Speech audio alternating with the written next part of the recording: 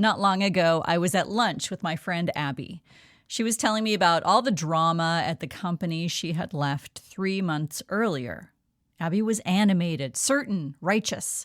And every third sentence started with we. We hired this person to solve the problem. I don't know what they're doing. We are losing money.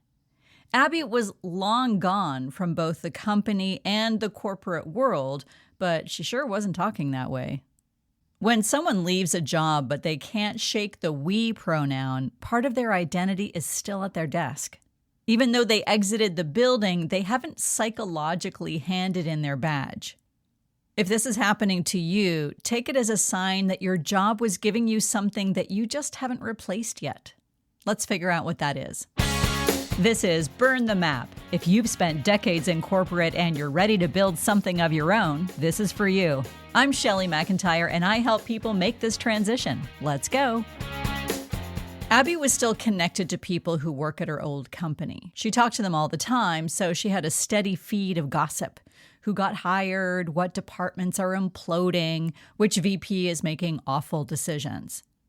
And because she was on the inside for so long, she had all the context she needed to participate in these conversations. She couldn't get enough of them. In fact, it felt kind of like self-medication. The drama kept her connected to something that still felt like hers. The anger kept her emotionally engaged. Maintaining that bitterness is like maintaining a relationship. It requires attention and investment.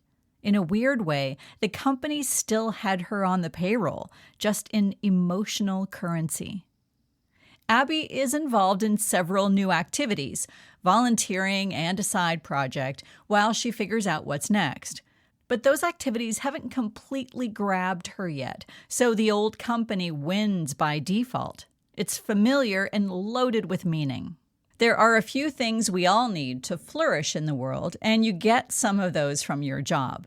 The people closest to you at work don't just help the day go by faster, they're relationships that might vanish once you leave. The kudos you get from colleagues and managers help you feel a sense of accomplishment, which we all need. Abby experienced all of this and more at her job. And even though she was beyond ready to leave, her job also gave her a sense of meaning, a purpose. Her work mattered, even if it only mattered to her company and its customers. Weirdly, meaning operates independently of enjoyment. So even if you didn't like the job, but it gave you a sense of meaning, losing it will still create feelings of grief. Besides, the job was absorbing and complex. Abby was confident in the job she knew so well. She understood how to win there. It can be hard to remember all of this when your friends look at you and say, "But you hated that job." Maybe so, but if it was providing many of the things you need to feel human, losing it can be devastating. So Abby isn't out here looking for corporate drama. She doesn't want to go back to the job, and she doesn't actually miss any of the stuff that frustrated her. But it was familiar, and a piece of her heart is still back there. It's like she keeps driving back to the old house on autopilot months after moving out. People do new things after leaving. They volunteer, take classes, they start something. And they assume that activity will replace everything they got at the job. And it will, but it'll take a lot longer than you think.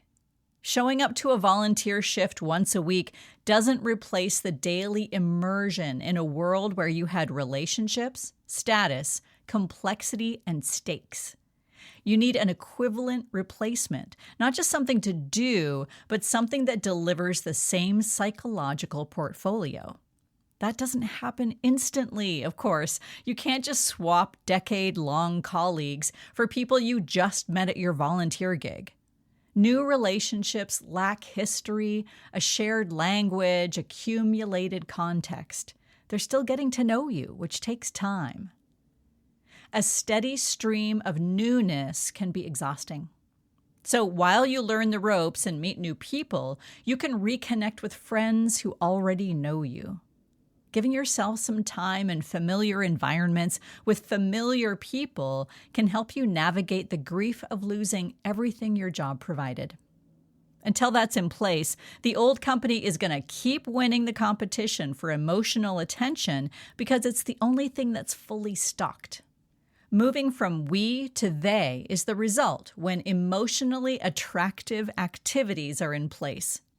It isn't as simple as deciding to catch yourself every time you refer to the company with we.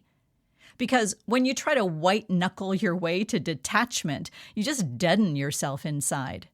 It happens only once something else has enough of your investment, your relationships, your stakes, your sense of mattering, that the old company starts to feel like someone else's problem.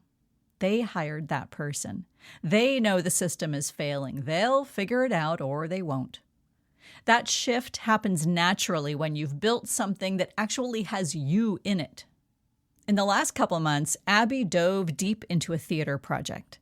When we get together now, she talks excitedly about choreography and blocking and which actors still haven't learned their lines. She's planning to apply for a job at her volunteer gig because she likes it there so much.